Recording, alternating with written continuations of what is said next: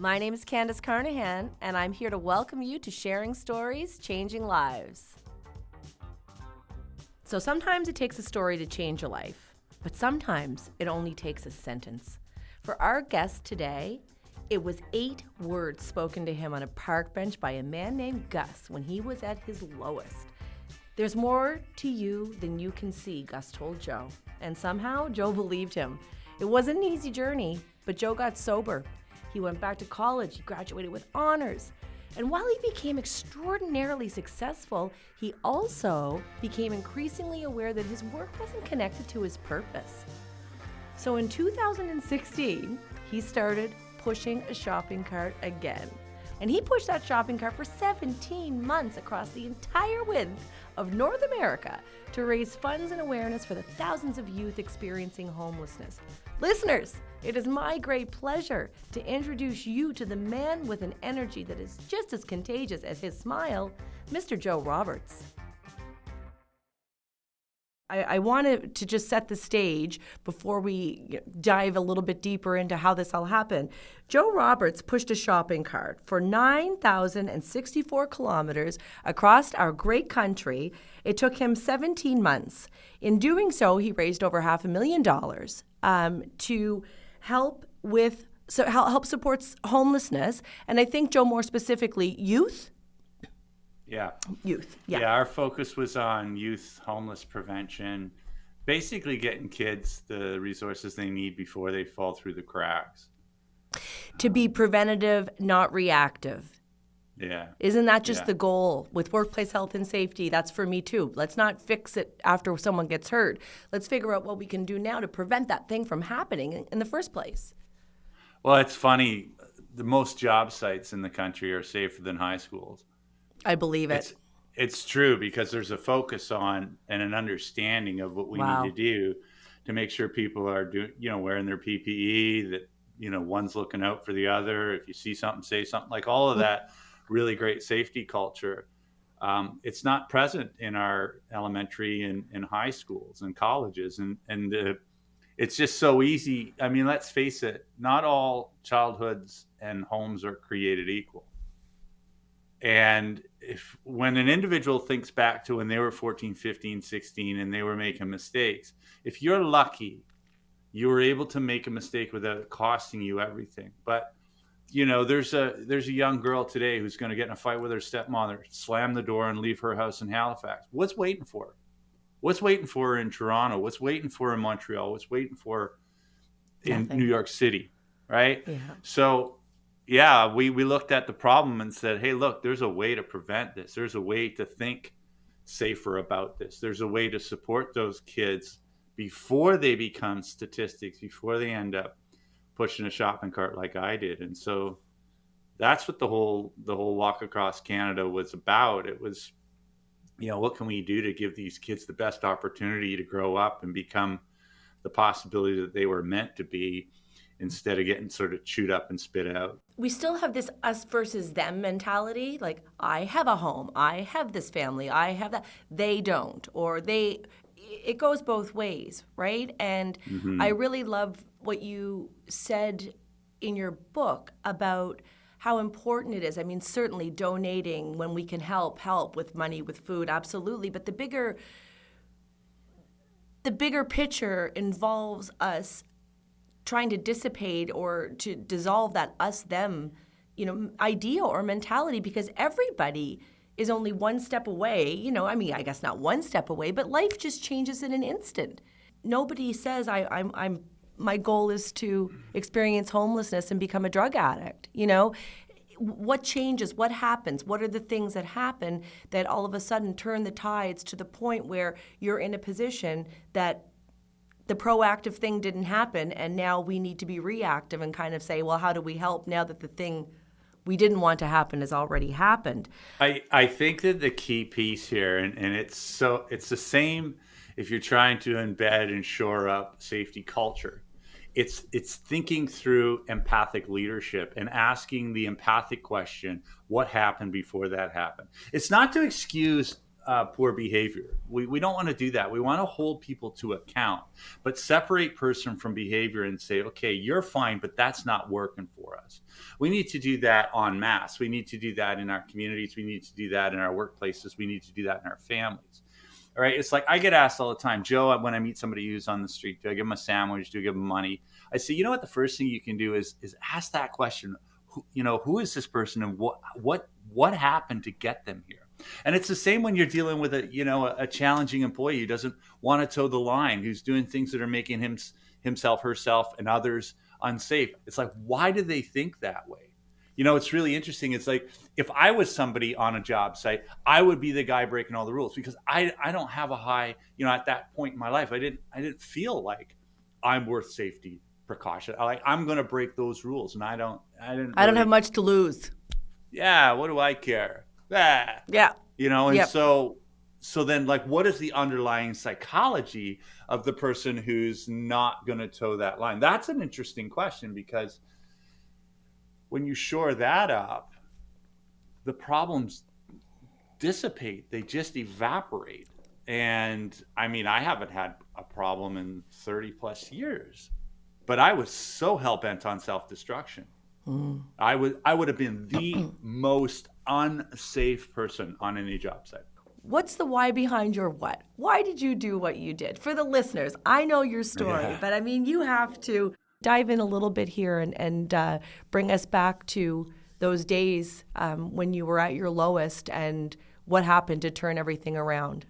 In the late 1980s, I was that guy who would have challenged your belief in what's possible. I was dirty and disheveled. I collected cans and bottles, and I pushed a shopping buggy around Vancouver's downtown east side. And, I think you already said it. I don't remember being in grade 7 or grade 8 saying, when I grow up, I want to be, I want to be a drug addict. I want to be homeless. I want to, I want to cycle out. But that's where I found myself due to a series of very, very, poor choices. But I think that when I see somebody, I'm always thinking, who is this individual? Where did they come from? What's their story? Because there's 1,000 ways into homelessness and mental health and substance use disorder. For me, I grew up in Midland, Ontario. My dad worked at the local seatbelt factory. We were a lower middle class family. Everything was perfect. Unfortunately, my dad died young, and we were left with my mom as a single mom with 3 kids. And she remarried early, remarried relatively quick because of economics. And the guy who came into our family next was a violent, abusive alcoholic. And so I went from a father who would say things like, I love you, you can do and be anything, to a man who would say things like, you're stupid, you're dumb, and you'll never amount to anything. And so, I had this sense of, we talk a lot about psychological safety. I lived in the same home as my bully, Yeah. Your bully was bringing you up.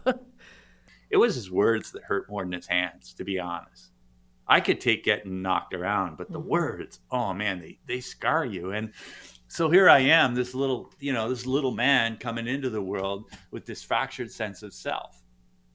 And I friggin' did not feel like I fit anywhere.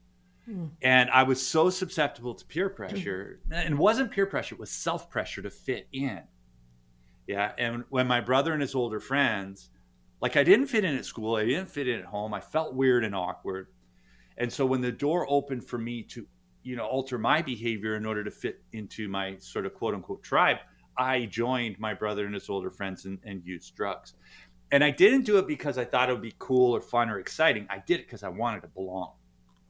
Did you want an escape at that point in time? Did you see it as that, or was it the belonging? So for me, and Dr. Gabor Mate talks about this, for me, the drug consumption was actually medicine. It helped me deal with all of this emotional uncertainty. The problem was it was incredibly unsafe, and it set me on a 15-year trajectory that took me to some of the darkest places that you can go to in our Western world, And so that's sort of what happened back there. Fast forward, 15, I get kicked out of the house. 16, I get kicked out of school. 17, I get arrested for the first time. And just after my 17th birthday, I decided I was going to move from the Toronto area to Vancouver, got on a Greyhound. 3.5 days later, bam, I'm in the city. And like so many kids in communities and cities across Canada and around North America and the world, I was that small town kid who just, bam, landed in the city. So, what happens to that kid from Miramichi who leaves?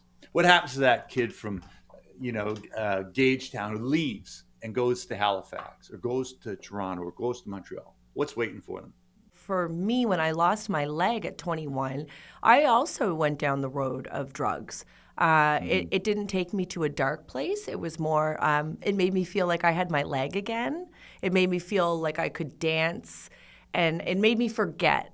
And I know, that somewhere along the way, I don't want to pass by the walk yet. I still want to get a little bit more into that. But you shared a story in your book about your addictions counselor, Brian, and he's who encouraged you to give college a try.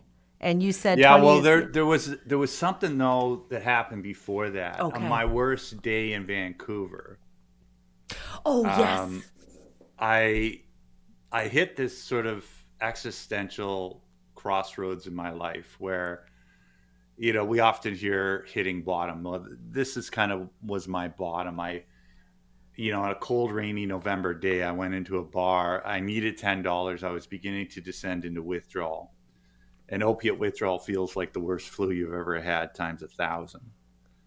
And I needed $10. I didn't want to steal or rob. I wasn't that guy. So I did something unthinkable, and I sold the only item I had left in the world that was worth anything, and it was the boots off my feet. And I remember walking out, and my foot touched that cold concrete sidewalk. And I remember just feeling utterly gutted, hopeless.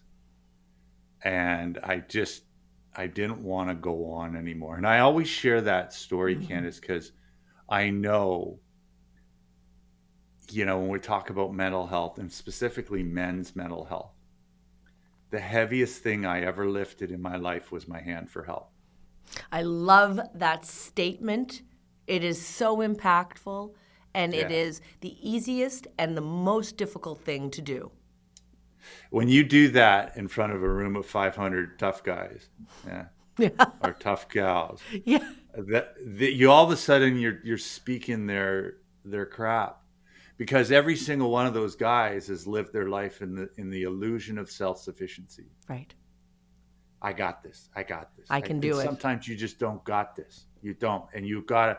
I think PPE is a phone number in your pocket of somebody who you can call and rat yourself out and say, I'm a 2 out of 10 today, and I could use somebody to have a Timmy's with me. Like that kind of stuff is the stuff that we've got to. Yeah, that's the power of a story, though. And so in that moment, I reached up and I said a little prayer and I asked for help. And the next day I walked into a center that was kind of like the Salvation Army, and they connected me with my mom, and I went home. But I made that a promise on that street corner. Part of that little prayer was, if I get a second chance, I'll do something to pay it forward. And did you ever?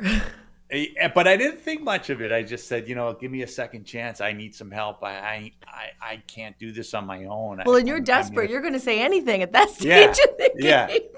You probably didn't even know how well-intended or deeply intended what you said was in that moment, because, I mean, you haven't even started a serious withdrawal yet, I'm assuming. No.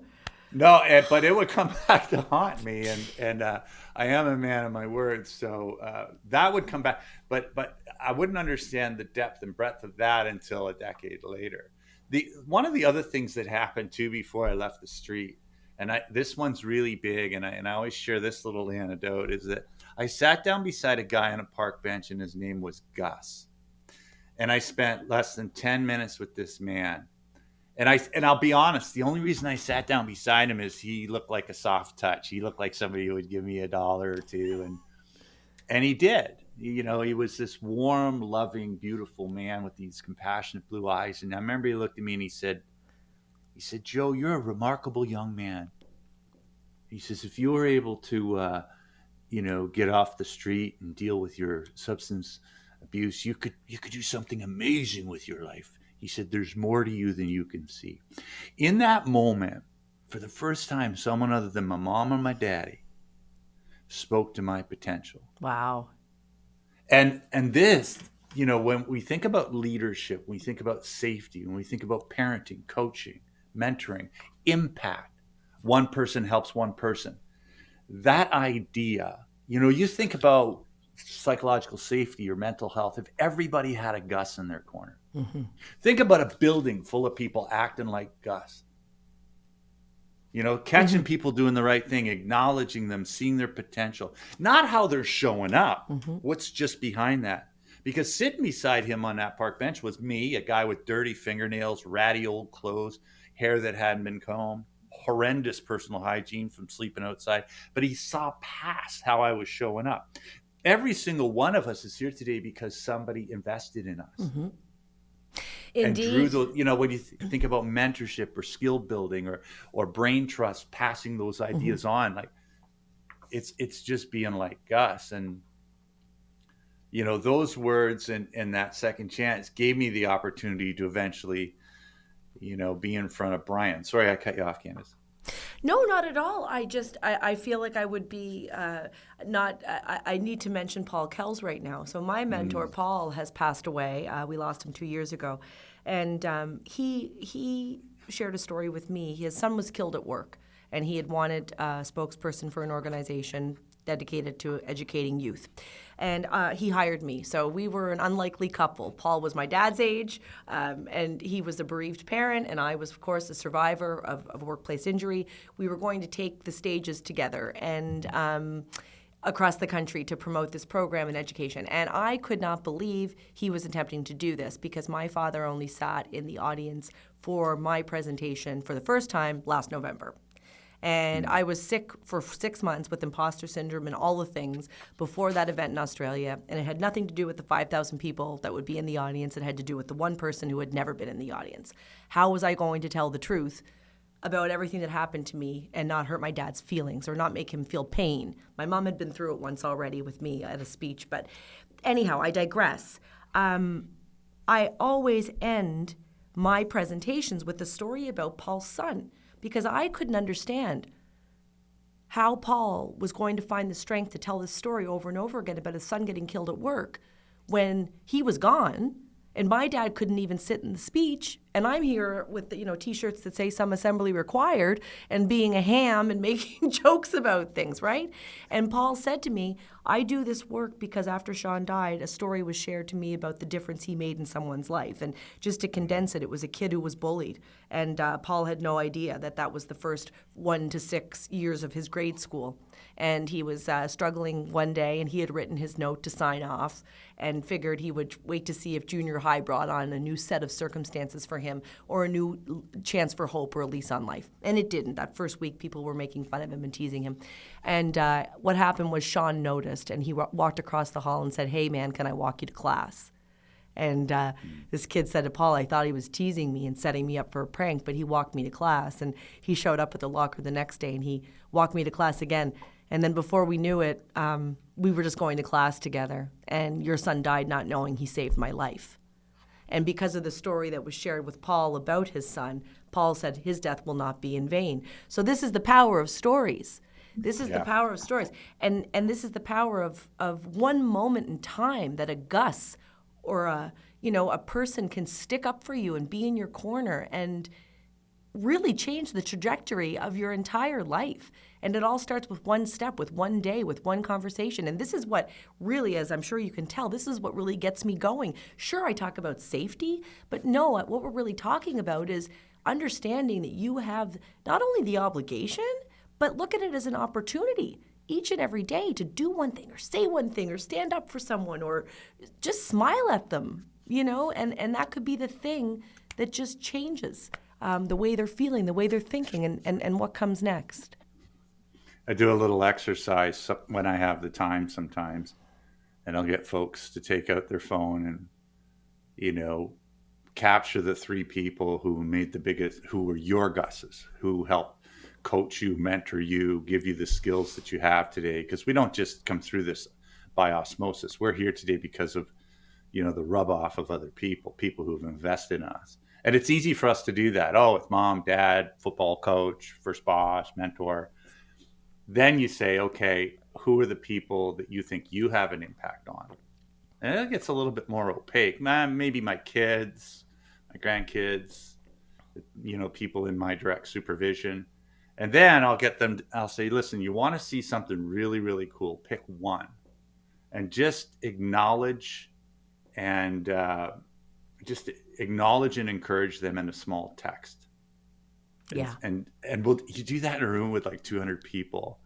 And then I love that energy. Hey, I can feel it. Yeah, I couldn't do this without you, Bob.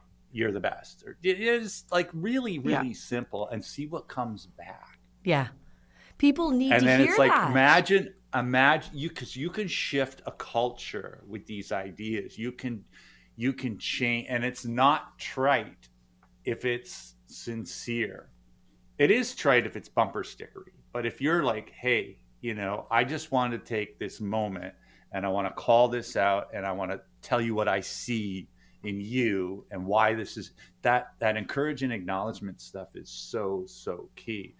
One of the things I find in safety is that the conversations we have are always when the crap goes bad. It's like, and then if we don't separate person from behavior, it's tougher to have those conversations because now it's not about it's about them, or it's about me saying to you, no, let's have regular conversation about all things good and bad. Catch you doing the right thing as well as challenge behavior when it's not going well. And yeah. I always say safety's doing the right thing when no one's looking. Yeah. Right. Yeah, 100%. Yeah. So let's talk about the walk again. Like you said, you if you could do it again, you waited, and you did wait, but you're saying you might have even waited longer to figure it out even better if you were to do it over. I think that what I would do is I would have put on the top of the list the self-care pieces, the taking time for self every day. Like I would get up at 5 a.m, walk, 16 miles, 24 kilometers, and then do a costume change in the van and go speak to 1,000 kids at a school. And we did that in and out for 17 months. For American listeners, 9,000 kilometers, the distance, just to give perspective, that's the distance from New York to Santa Monica, pure, and then back to New York with one Canadian winter thrown in there for character building. Like Canadian winter in Northern Ontario. Yeah, Why, yeah. Joe? Why did you plan it like that? Yeah. I never was really good at making positive life choices, Candace, I was in the middle of winter, January, I was 1,000 kilometers north, 600 miles north of Minnesota, walking over Lake Superior. Yeah, it was fun. Wild. When we hit the Ontario border, that's where all heck broke loose, because we had the Ontario Provincial Police come on board as our community safety partner. I crested the bridge, came down, and I remember this was like my red letter day. It was just like, it was so perfect. The sun was shining. It was end of September. I've been walking for 5 months, and I get to the bottom of the bridge, and waiting for me was the greatest hockey dad in the world, Walter Gretzky. He said, "Don't quit." Don't quit. I asked him, I said, what advice would you give me as I go into Northern Ontario? He said, don't quit. Did you know that he was going to be waiting for you? Yeah. We had an inkling because they said it could happen. An inkling. But it was still, wow. Yeah, I mean, we were getting reports back from our organization committees in Ontario saying who was going to be where. We got to Toronto, Pinball Clemens came out when we walked down Yonge Street. But with Walter, I remember I leaned in and I said, like, what advice would you give me as I go into Northern Ontario in the winter? And he said, don't quit. But I remember thinking, yeah, well, we had don't quit back in Halifax. I was looking for something a little meatier, some Stanley Cup kind of advice. But he said it. He said, remember the kids. Oh. Why you're doing it. And it was like, that to me was my tether to why. I think that whether it's safety or your whatever you're trying to do in the world, is if you understand the reason you're getting out of bed every single morning, then it's easy to kind of go do the hard stuff. And sometimes we think we don't have the ability to shift and change culture or larger groups, but we do. Every great change, there's that well-worn Maya Angelou quote. Every great change is about a small group of people moving in the right direction.